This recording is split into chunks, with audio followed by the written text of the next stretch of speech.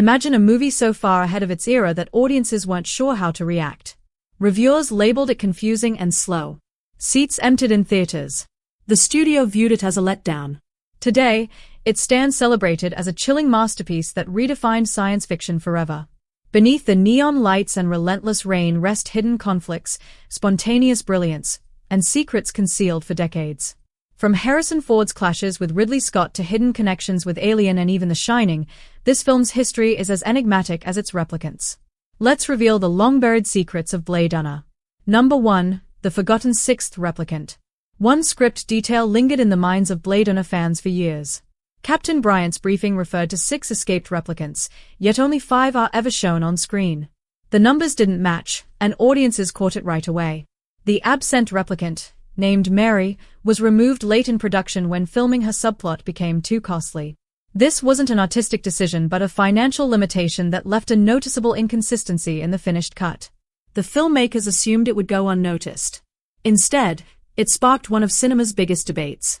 Fans speculated that Descartes himself was the 6th replicant, pointing to the numerical discrepancy as evidence.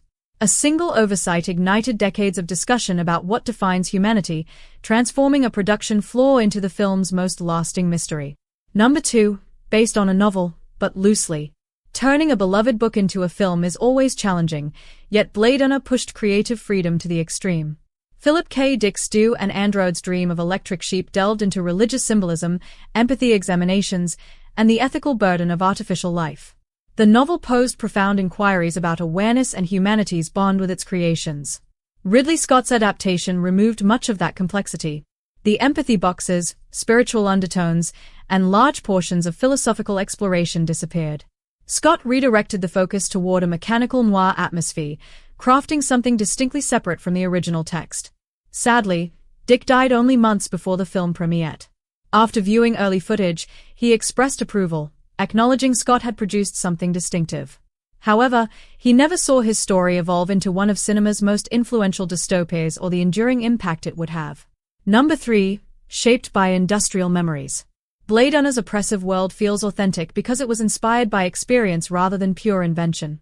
Ridley Scott didn't fabricate his dystopia entirely, he drew from his past. Raised in Middlesbrough, England, he witnessed industrial decline firsthand. Factory smokestacks released thick fumes into dull skies. Acid rain was common. The atmosphere felt dense with pollution and despair. His youth unfolded in surroundings that resembled a future in ruin. Those recollections formed the template for Blade Runner's rain-soaked, neon-lit decay. The endless downpour, the heavy smog, the sense of societal breakdown all stemmed from Scott's early environment. He didn't need to imagine environmental devastation. He had already seen it. Number 4. The Millennium Falcon in the skyline. Easter eggs are common today, but Blade Runner included one linking 2 iconic franchises. Observant viewers eventually noticed something unexpected within the Los Angeles skyline, a recognizable spacecraft from a galaxy far, far away. Effects artists modified a model of Han Solo's Millennium Falcon and positioned it among the towering buildings. Since the prop from Star Wars was accessible, it was reused as part of the cityscape. What began as practicality became a subtle nod to Harrison Ford's other legendary character.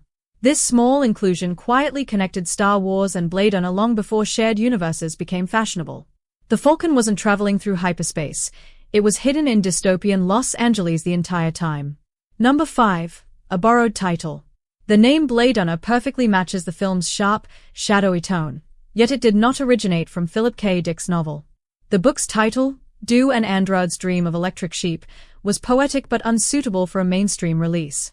Scott found the term in an entirely different source, a 1974 work by William S. Burroughs about illegal medical suppliers. The word Blade Runner appeared in that lesser-known novella, and Scott immediately sensed its strength. It sounded edgy, futuristic, and memorable. He acquired the rights solely to use the title, ignoring Burroughs' narrative. That single branding decision gave the film a lasting identity, proving that sometimes the ideal title comes from an unexpected place. Number 6. Ford and Scott's on-set tension. The atmosphere during filming was as heavy as the movie's constant fog. Harrison Ford and Ridley Scott frequently disagreed throughout production. Their creative perspectives often conflicted. What should have been collaboration turned into repeated clashes. The main dispute involved Descartes' true nature. Ford saw him as human, a weary detective grappling with conscience. Scott preferred uncertainty, inserting hints that Deckard might himself be a replicant. Arguments intensified, with Ford allegedly criticizing the script and Scott dismissing Ford's objections. The friction nearly disrupted filming. Ironically, that strain enhanced the film. Ford's visible fatigue and frustration deepened his portrayal. Deckard's exhaustion mirrored the actor's own, turning off-screen conflict into on-screen authenticity. Number 7. I Want More Life, Father. A pivotal moment in Blade Runner revolved around a single word. When Roy Batty faces Tyrell, Rutger Hauer's delivery of father shifted in meaning across takes. He experimented with tone, pleading, accusing, acknowledging. At times he elongated it into farther, suggesting a desperate grasp for extended life. In other versions, he removed it, letting silence communicate emotion. Each variation altered the scene's interpretation. Was Roy addressing a creator, a parent, or a deity? Was he imploring or confronting? Howard's layered performance blurred anger and sorrow, making Roy's encounter feel like both a child seeking validation and a creation demanding fairness from its maker. Number 8. A World Without Real Animals. Within Blade Runner's universe, authentic animals are rarer than priceless art. Rachel's owl, Zora's snake, and even insects are artificial. Nearly every creature shown is synthetic. This choice reflects environmental ruin rather than simple style. The narrative implies ecological disaster eliminated most species. Genuine animals became luxury items affordable only to the elite, transforming living beings into status symbols. Others relied on manufactured replicas, flawless imitations of lost nature. This element underscores a deeper sorrow beneath the noir aesthetic. The affluent display artificial life as trophies while society deteriorates. Nature itself has become a product. The replicants are not the only artificial forms longing for authenticity. Number 9. Tyrell's Towering Pyramid. The Tyrell Corporation headquarters was crafted to dominate. Rising like a colossal ziggurat above urban decay, the structure embodied godlike authority. Its architecture reinforced Tyrell's belief in his own supremacy as a creator.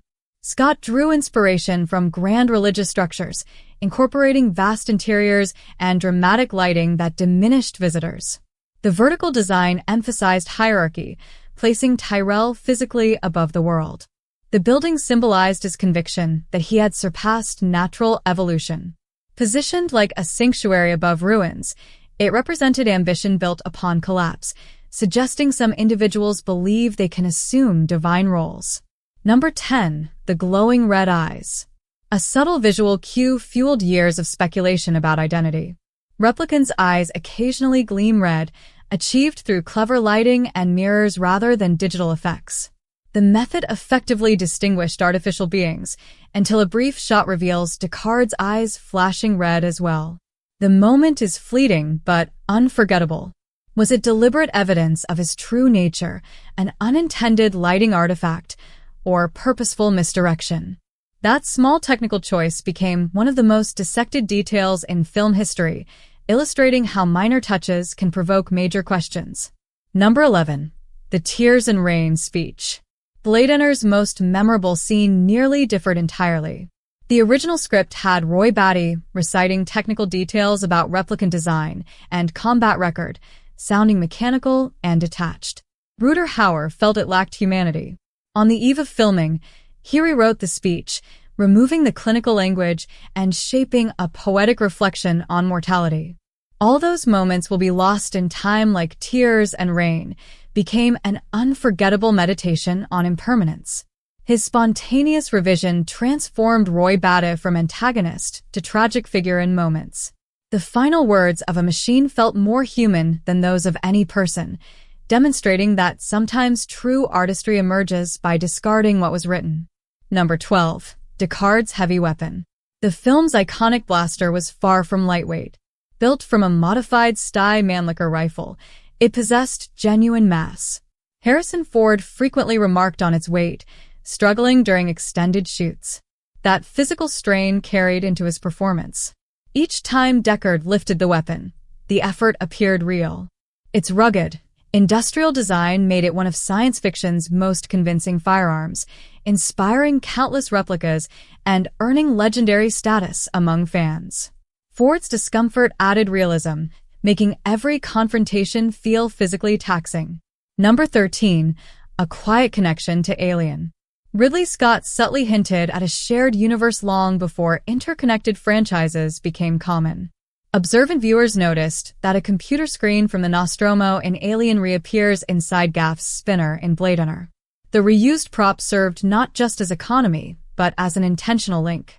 Both stories portray futures controlled by enormous corporations that view people as disposable assets. Number 14. Kubrick's hidden ending twist. The first theatrical version included a surprising behind-the-scenes link between two iconic filmmakers.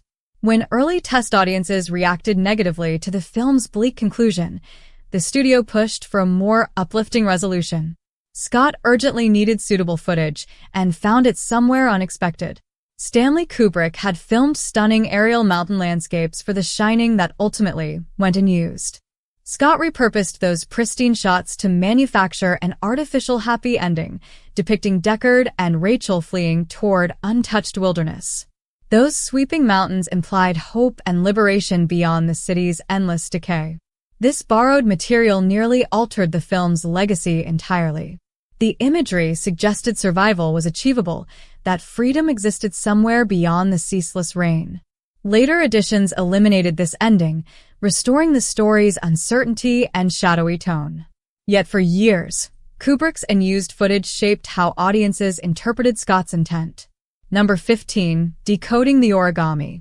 Gaff's delicate paper figures were not random decorative touches, but a silent code following Deckard's path. Each sculpture corresponded to a turning point in the detective's moral development, communicating meaning without dialogue.